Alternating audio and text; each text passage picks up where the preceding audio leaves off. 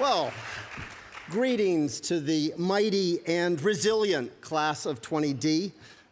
It's really it's a pleasure and a privilege to be with you, to join your graduation ceremony and help you celebrate this special moment. It's true I bring a lot of energy to INSEAD and my role, but really I get so much out of feeling the energy of the community, just to come in here, feel the joy you feel, reconnecting, to have your familiar faces back on campus is amazing. Okay, so Urs says I wear different hats. Let me start with the sort of heavy deputy dean hat and get that out of the way, but it's important. So on behalf of really the entire INSEAD faculty, all my colleagues, especially those who are able to teach you, to the dedicated INSEAD staff who brought the whole program to life and made it run, please accept our deep, deep congratulations in person for graduating and joining the INSEAD alumni family. We are really proud to have you in that alumni population. At the end of the day, more than maybe any other school, it is you, the alumni, the people that make this place so special. Again, I don't know if we just drink a lot of our own Kool-Aid, but we really do think that the school and the community is special. I'll give you one anecdote, so many anecdotes, but this one came to mind as I was coming in here. About 11 years ago, I had Urs's job as Dean of Degree Programs. I'd just taken over. It was my first graduation. I'd come to the class in the middle, so I made a mistake. I saw some guy in a suit. At that time, believe it or not, they didn't have the gowns. We weren't even in the chateau. But anyway, I saw this person in a suit. I went up, oh, congratulations, how was the program? Kind of looks at me funny and says, oh no, I'm not a student, I'm here supporting my wife who's graduating. So I was like, oh man. So then I tried to keep the conversation going. Okay, well, how did you find it? And he says, well, I should tell you, the deal was, first my wife supported me and I got my MBA at LBS.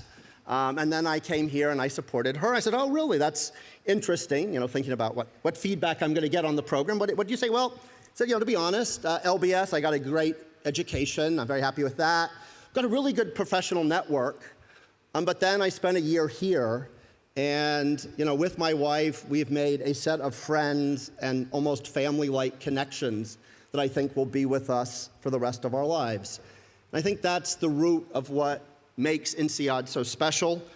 And I hope all of you have found that you nurture that, you continue that, for three reasons. One, it can be a rough world out there. The times aren't getting easier. Having that kind of connection is just going to bring you joy and wellness and resilience. But secondly, there's so much talent in this room. That kind of support network will help you realize your potential. Partly because to realize that potential, most of you are going to have to take risks at one point or another, and knowing that there are people who have your back, and when maybe it doesn't go as planned, there are people who will help pick you up, dust you off, and send you back out there. And then the third thing, I think why this connection is so important for the community and for the school, is I really think being grounded, being more connected will make you better, more human leaders. It's not easy. I'm not saying it's a direct thing, but really when I think about the alumni that I'm so proud of, they bring a caring and a consideration along with a drive and an intelligence to what they do. Okay, now I'm going to take off the Deputy Dean hat and I'm going to put on my strategy and innovation hat. Just for me, this is a bit of a teachable moment. How in the world did INSEAD develop this unique value proposition that all of us benefit from? I mean, it didn't set out exactly that way. So if I think as a strategy, and again, also for those of you who are just maybe coming to INSEAD for the first time and want to understand this sometimes crazy place that your loved ones are graduating from, here's a bit of the story. So INSEAD is late, right, to the business school game. Founded, right, first class here in this chateau, 1959. First business school, MBA program, Tuck, 1900 at Dartmouth. Harvard comes in at 1908. So we're a good 50 years late. And INSEAD is a textbook example of an effective late entry. Part of it, if you're starting a new business, mission-focused. How are you going to get people out, 1959, come study business in the forest of Fontainebleau. So clearly, from the beginning, this notion of a mission, that we are really trying to bring peace and prosperity to Europe. Got some crazy people out here to study with us. And again, those create ripples. The first students bring additional students, just as you are probably already bringing people to the school. But it also gave resilience. The founding team of INSEAD was exactly your age, young MBA graduates, Europeans, French, trained in the US, and they faced a lot of problems. They wanted, it wasn't easy to start at the chateau. They put in this big thing, explained how great this would be, how they were building Europe. The French culture minister was like, I don't know, business is kind of dirty, let's say no. And so they picked themselves up, they got in, they got a meeting with the Minister of Culture, and they started this, what turns out to be a famous presentation with Monsieur Ministre, business is an art. And they just took it from there. So that was one thing, so mission is big. Innovation, right? Any of you who are starting businesses, disrupting, it's all about what new are you bringing to the world and the market. So again, this crazy one-year MBA, that was part of it. This notion that it would be international from the beginning, with 3 languages required, even for exams. That all was part of the innovation. And then that's the third piece, which is obviously don't go head-to-head with the existing segment and target the same people. So again, early on, Europeans, but even more than that, people committed to diversity and international. Of course, that led very much to a fit with the mission and values. So that's how we start.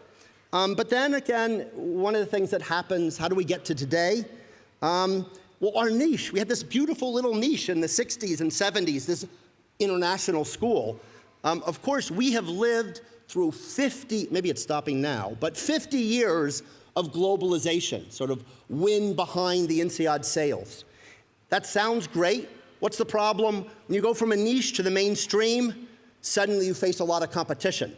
Suddenly the big US schools, the Stanfords and Whartons and Harvards, we're all talking about how international they would be. And so but competition, as you've learned, as you've seen, is actually an amazing source of progress. So we did many things. One thing is we rethought who we'd have in the program. It's not enough at INSEAD just to say, we're going to assemble people from India and Canada, and maybe here's somebody from the Czech Republic, whatever. No. We started to say every individual themselves should show an openness to working across cultures, an ability to have already done it. And that really creates this unique group of people, a unique set of experiences that when you combine with this crazy, ridiculous one-year program, you're sort of going through this boot camp with each other and connecting. And then again, on the school side, we did things. We took the school global, moving about 40% of our activity to Singapore. We also, I think this is really important, in the last 10 years, we sat back and we knew, we kind of, maybe our mistake, we thought peace and prosperity was sort of like solved in Europe. Maybe not, but we moved to renew the mission and values of the school around, as you know, as you've heard from Ilian, business is a force for good, but really saying this is an area where we want to lead and we need to lead. So I think at the end of the day, the result is both this amazing program where you meet, you're thrown together, crushed together sometimes, and you bond. But then you become part of this really global community, which is out there, hopefully striving to have a huge positive impact. It's pretty clear these are not necessarily going to be easy times at all to be global leaders, but boy, does the world need leaders who are creative, who care, and who are resilient and determined. I guess we're in wave 7, but still, we're kind of used to COVID. We can sort of see the worst of it behind us. But it's left marks on, each of us, but on organizations and society. Three big ones, I think, for you as leaders and for us as a community. Digital and data has only been accelerated, obviously. But again, we never, INSEAD, if you look around, you will be amazed at what your classmates do in terms of innovation and entrepreneurship. Again, we never explicitly set out to do that, but something about finding people who were somehow at ease moving between cultures, but maybe not that easy just in one culture, you ended up being an amazing community for thinking differently and innovating. So we're hugely well positioned for that. Obviously, COVID has made all of us more aware of the fragility, human society, but also the planet. There are just less excuses for we're not going to make the changes in our economy for climate change, given what we've just done for the pandemic. So this whole idea of business and society has clearly been accelerated. And then I think that really plays to our strength as a community. More challenging for us is, again, all the things before COVID, right? The populism, identity politics, whether it's Trump or Brexit, has only been accelerated, obviously. And again, not just within countries, but now geopolitics is at play viciously again. Clearly, as a community, you don't want to give up on globalization.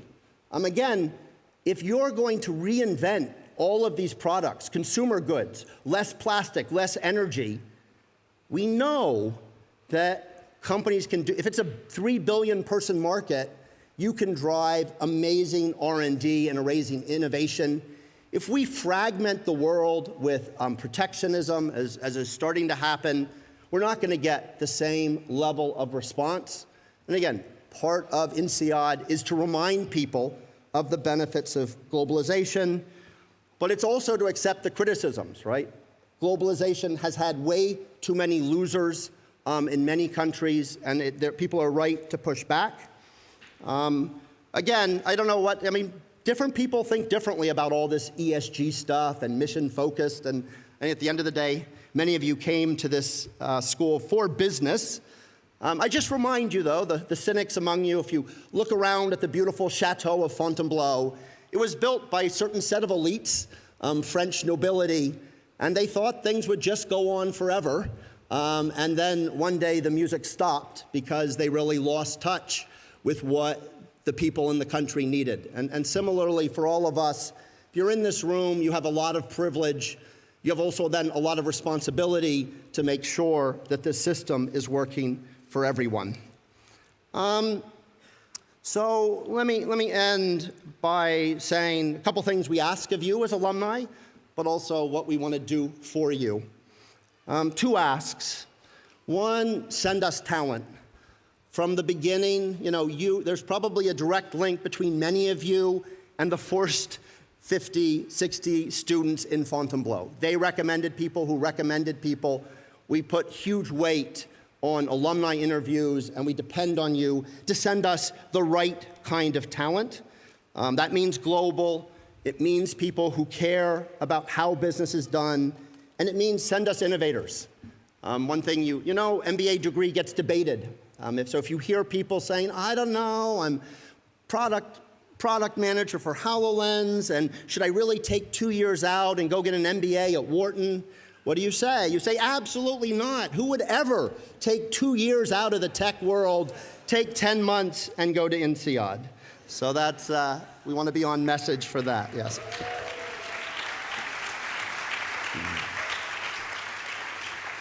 But then, the second thing is make us proud. And I'm sorry, we have a lot of expectations of you. I know that's not always comfortable. But make us proud in two ways. One is, drive economic performance. That's one of the key things business does. But also keep an eye on social progress. Pick the issue. You can't do it all, but where are you making a contribution beyond just performance? Our commitment to you is also twofold. It's around learning, and it's around community. So the world is changing fast. We need to be with you, keeping you relevant. And a part of that is around the community. We will do things to keep you in touch. But we'll do reunions, we do alumni forums, we work closely with your local alumni associations, finding ways to connect not just with your class, but increasingly with other members of the INSEAD community. There is so much richness there. And as Urs says, we look to drive a lot of innovation. And the key thing I would say is, all right, when you're getting your MBA, obviously in person is amazing. But for INSEAD as a community, we have to be hybrid because we're scattered everywhere. So when we can, we gather and we treasure it and we get nourished by it. But we also have to find ways to connect in webinars and new tools. One thing we'll be launching this year, very serious, sort of a new lifelong learning hub where you can keep in touch with your latest faculty, see what they're saying, see their videos. But also, and this is really important for me and for the school, increasingly keeping up to date has got to involve both the faculty and you as alumni, right? As you pursue your drives and your passions, every one of you is going to become an expert in 1, 2, 3 different areas.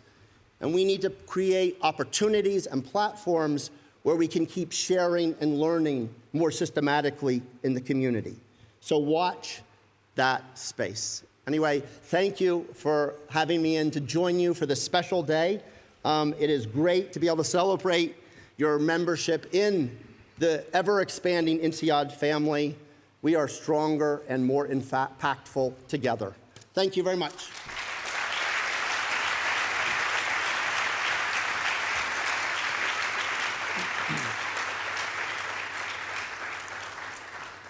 Thank you, Peter, for all you do for the school to connect us and continue innovating. It is now my honor to introduce you to your distinguished alumni speaker, Karen Hitschke, MBA20D. She is the COO of WHO Foundation. She's working to make health more equitable and the world safer by funding initiatives with the greatest potential to improve world health. Set up in mid-2020 to address our planet's most urgent global health issues, the WHO Foundation supports the WHO and its global network of partners to mobilizing new funding from very diverse sources to drive innovation and transform the global health ecosystem. Karen has dedicated her career to social impact and wears multiple hats, a bit like Peter. As a trained biologist and as a certified executive coach, she holds over 25 years of experience in biotechnology, venture capital, consulting, social business, and impact investing. Beyond the WHO Foundation, Karen is a board member of YSB, a pioneering impact investing organization. Karen holds also a board membership at UNCAP, an impact fund financing sub-Saharan African entrepreneurs at scale, and a Carmen Foundation, which has a mission to foster collaboration for the good of society. She's also an advisor to, I'm not quite sure I pronounce it correctly, OXO? Yeah, okay. A venture capital fund focusing exclusively on female founders. Now, her prior positions included CFO of Affectis, a German biotech company, as an investment director of Apex Partner, Pan-European Venture Capital Fund, as a consultant at McKinsey. Please help me welcome Karen to the podium.